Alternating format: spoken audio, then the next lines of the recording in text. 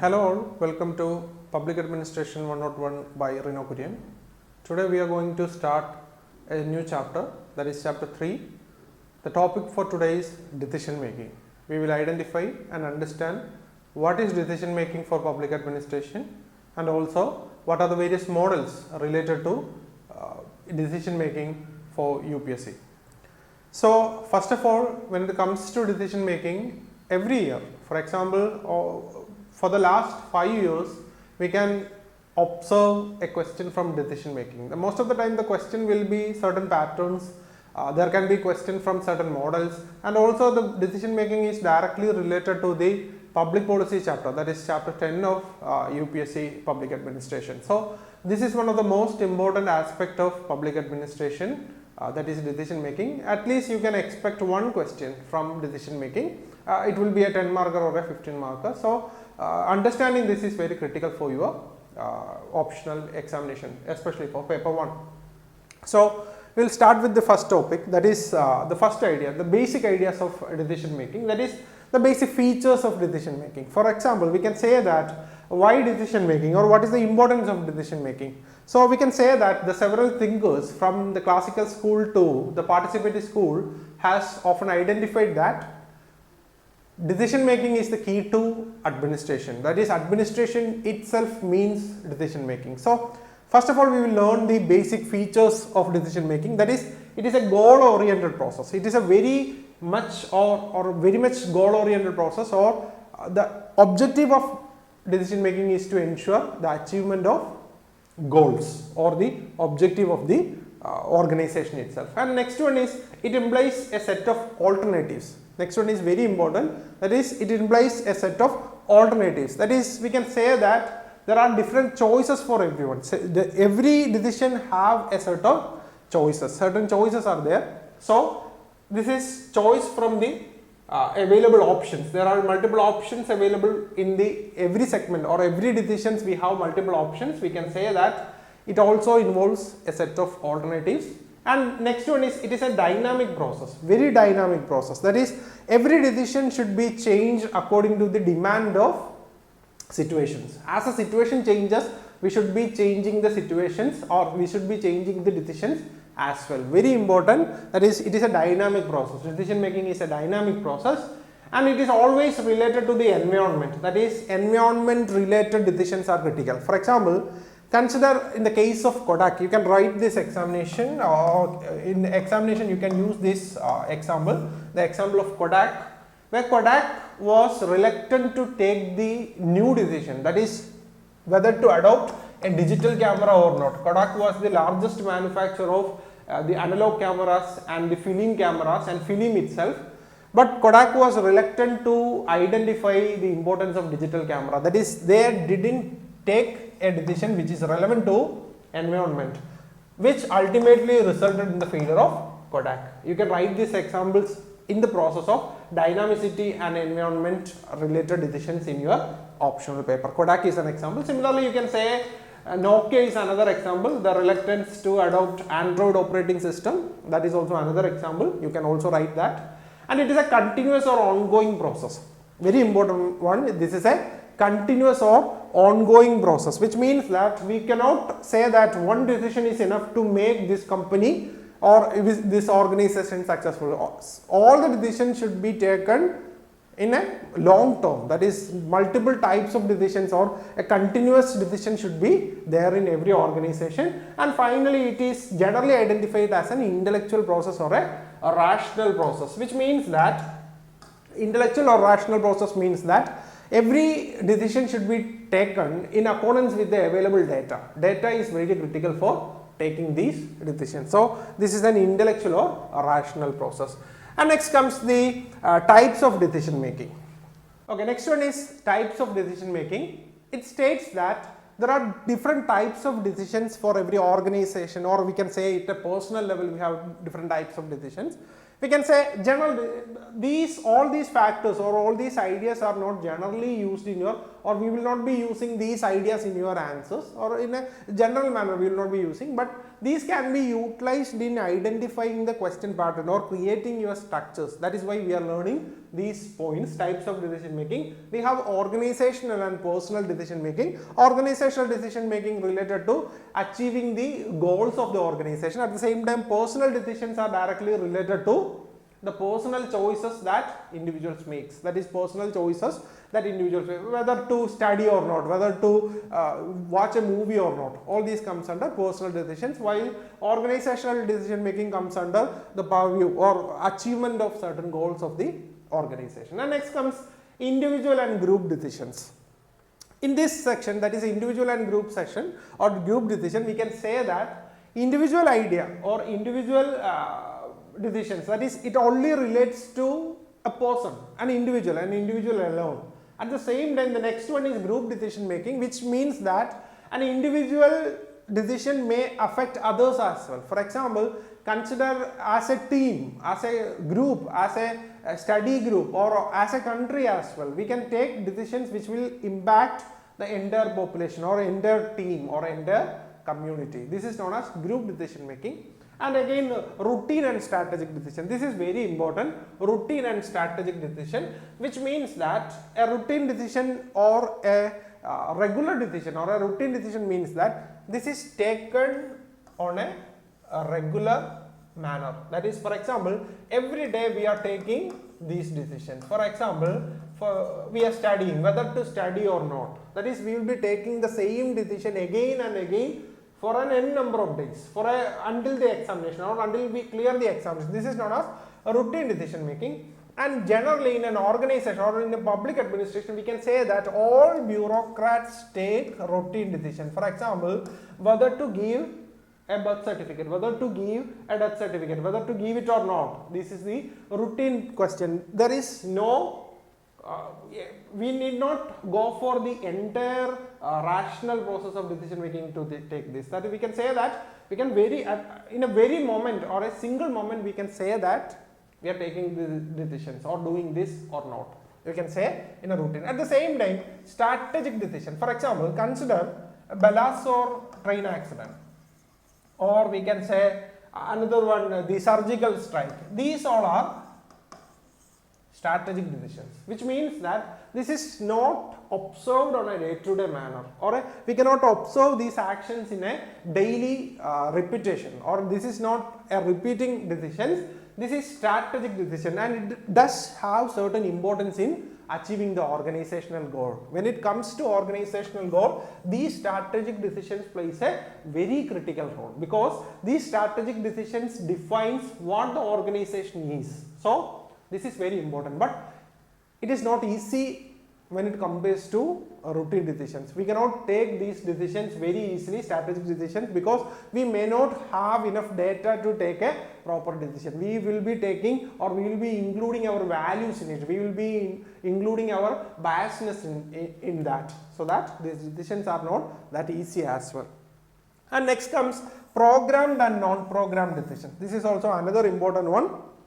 Programmed and non-programmed decisions. This is suggested by Herbert Simon. We will learn it later. Herbert Simon suggested for programmed decision. This is very much similar to a routine decision making. That is routine, programmed. We have every program, or we have what to be done in a process, that is process of taking a decision. For example, these decisions have standard operating procedure. We have standard operating procedure for programmed decisions. At the same time, non-programmed decision is similar to strategic decisions. Non-programmed decisions is very much equivalent to strategic decisions. We do not have a standard operating procedure. For example, consider the Wayanad landslide, or consider the Joshimath issues.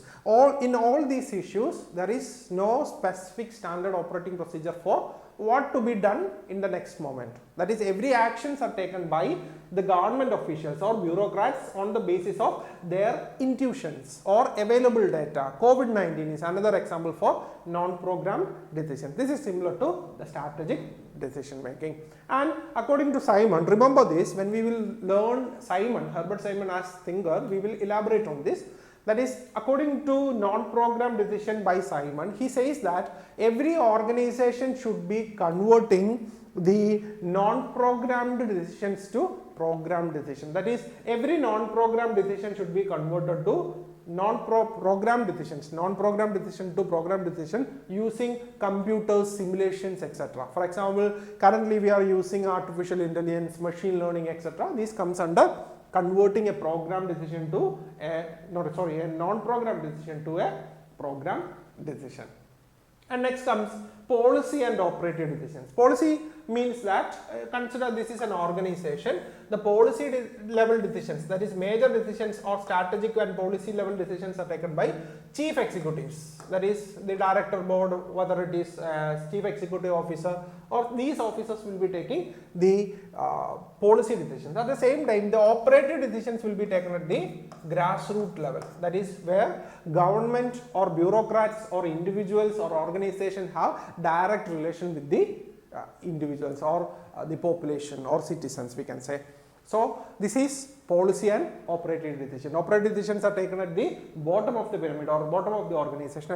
At the same time, policy level decisions are taken at the top of the organization. So remember this. This is basic ideas. We will be going for the concept of decision making. This is from this onwards, this can be directly in your questions. You will be using the same content in your answers as well. So try to remember this. First one, decision making process. That is, every decision according to all the thinkers, that is every decision according to an organization, we can say that it will be going through a process. This process is essential to create a proper decision. Without this, the decision will not be accurate or decision will not be a correct system in the case of an organization or in consideration of an organization. So first process, we will be starting with the definition of problem. That is, the first of all, the individual should be ready to, or the organization or the members of the organization should be ready to define the problem. Defining the problem, that is very important. Defining the problem, which means that organization should be defining the issue. For example, consider COVID-19. What is the issue? This is a pandemic. This is a pandemic, and government has to provide solution or a health solution for individuals or a citizen. That is the concern here. So defining the problem, identify the issue. What is the issue? What to be done here? That should be in the defining the problem. After defining the problem, we should be gathering information. What causes this pandemic? What is the reason? Or what is the reason for this development of this pandemic? Or how fast they are transmitting between the individuals? Whether there is a human to human transmission is there. All these should be identified under gathering information. This is analyzing the problem and gathering information. After gathering information, we will be going for developing alternative solution. For example, in the case of COVID-19, we have lockdowns. This is a solution suggested in the initial part. Then we had vaccination. Then we had the multiple levels of vaccination. Then we had infrastructure improvement. All these are solutions available for a pandemic. We have different types of solutions, or we have developed or tried different levels of or different types of solutions for a issue. And next comes the selecting the best solution. We have different types of solution, we have different ideas, we have different solutions or available solutions with us. Now we need to select the best solution, which is the best one. For example, initially during 2020, we have identified lockdown as the best solution for controlling the pandemic. Right now there is also cases of COVID-19. Right now also we can observe that there is cases of COVID-19 in India, but still we are not, or currently we are not focusing on the lockdowns. Why? Because initially we identified it as the best solution for the available issue, but later we identified that apart from lockdown there are other solutions or better solutions for the cases. We have identified vaccination as a solution, and we have provided vaccination for maximum population. That has resulted in reduced issues related to COVID-19. So selecting the best solution, and it is not only enough to, or we can say that we can complete the decision making by selection. We should also implement the action. That is, the decision should be implemented. Effective action should be there. Effective action should be there. That is the final stage, and feedback should be provided at a regular intervals. Feedback should be provided at a regular intervals. That is also very important. Okay, so this is the cycle of decision making. We will start with defining the problem, then gathering information, then developing alternative solution, then we will be going for best solution and implementing the best solution. This is the idea of decision making in an organizational and public administration perspective. And while making selection, that is selecting the best course of action, previously we have mentioned that we have to select the best course of action or selecting the best action, and while we select that, according to Peter Drucker, this is a thinker very important for your public administration. Remember Peter Drucker. Peter Drucker mentioned that while selecting the decisions, you need to identify certain, or you need to factor in the certain factors or certain important segments, that is risk, economy of effort, timing and limitations. You should be understanding these factors while selecting the decisions. For example, risk. What are the risks involved in taking this action? For example, in your preparation itself, consider you are preparing your GS or prelims examination. You are saying that I am not going to read NCERT. That is also a decision taken by an individual. That can be a decision taken by an individual. But before taking that, you should analyze the risk. What risk we have in relation to not reading the NCERTs. Risk should be identified. And next one is economy of effort. That is, when you take a decision, remember that, consider you are making a decision which is worth 5 lakh. That is, the total output you are expecting is 5 lakh, but the effort that you should be giving is 10 lakh. Is it worth? No, it is not, because economy of effort should be identified. What benefit we are obtaining from the decision, that should be identified, and timing should be taken. For example, Nokia, previously we have mentioned about Nokia. Nokia mentioned that, or in the case of Nokia, we can observe that Nokia failed to recognize the importance of Android during the period of 2010 to 12, 13, 14, 15, etc. That resulted in the failure, and after 2020 they are coming back to Android, or they are currently focusing on Android, but already the time has gone. The other players, Samsung or any other players, become the major players in the smartphone ecosystem, which means that timing is also important. And finally, limitation of resources. Limitation of resources, which means that what resources we have, we cannot expect some resources from the external authority, or we cannot say that some other authority will be giving me better resources, or someday I am going to make these resources and based on resources I will be doing that. That is not possible in the case of organization. That is, available resources should be accounted before taking a decision. That is also another concern. This is by Peter Drucker for selecting a best course of action. And next one is principles of decision making. This is similar to the previous one, what is suggested by Peter Drucker. This is general terms, that is, you should be understanding the fact and goal should be identified or defined. Why we are taking this decision, or what is the need of this decision in an organization. In the organizational setup, what is the need for this decision? That should be identified in the first part, that is, fact and goal should be defined. And after that, there should be a proper timing. Proper timing should be there. That is, previously we have mentioned that the timing is critical for taking a decision. And another important one is decision should be flexible in nature. That means that every decision should be taken on a timely basis, or we can say an environmental friendly, a situational friendly decision should be there. For example, previously we have mentioned that the COVID-19 pandemic. In COVID-19 pandemic, we have identified that lockdown should be the best course of action initially, but after that we have identified this is not feasible, so we were flexible, so we moved to vaccination, which means that flexibility of decision should be flexible. And similarly, communication, very important one, communication. We will learn communication, the topic of communication in chapter 3 itself. That is, communication means that every individual should be making decisions and it should be communicated with the implementers, customers, etc., without which the decision will be a failure. For example, I am taking a decision and I am doing certain actions, but I am not communicating with the other individuals associated with me, which means that they didn't know about my decisions and they will be doing some other actions, which will result in failure of organization.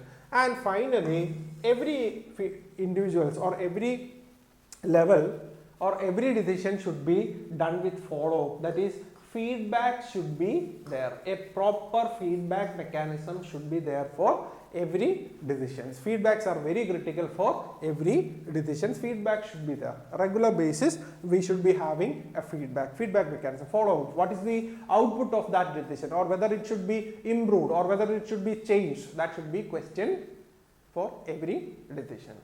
Okay. So this is the initial part of decisions.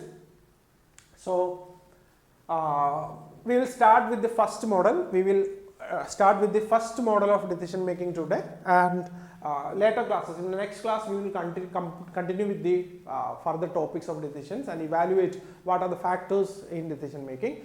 So first model we will learn today, models of decision making. That is Simon's bounded rationality model, which is very important. Simon's bounded rationality model. We will learn Simon's bounded rationality model in this class. So Simon mentioned, previously we have mentioned that Simon identified the difference between programmed and non-programmed decisions, or Simon mentioned that there should be a programmed decision and a non-programmed decision. So in this Simon's bounded rationality model, the first idea Simon mentioned is that every individual is bounded by certain factors. For example, consider this as an individual. Consider this is an individual. Individual will be taking decisions for organization. That is, he is taking decision for organization. And while taking decision, we mentioned that generally all decisions are rational or intelligent, or all decisions are rational in nature, which means that individual will be taking decision. Individual will be taking decision on the basis of available data or fact. Available data or fact. But according to Simon or his bounded rationality model, the individual is bounded by certain other factors. It can be religious factors or other social factors or family factors or economic factors, which means that individual is bounded by the rationality, other rationalities or other factors, which will result in a satisficing decision. According to Simon, this is satisficing decision, which means that instead of maximizing decision, that is, instead of an optimum decision, an individual will be taking a decision which will satisfy the organization along with his social needs. For example, consider I am a bureaucrat. I am working in an organization. I have social needs. For example, I want to be with my family more. So what I will be doing, consider this is the timing. For example, 9 to 5 is the timing for an individual. So what I do, 9 to 5 is the timing. What I need is, original time is 9 to 5 or 9 to 6, consider it is 9 to 6.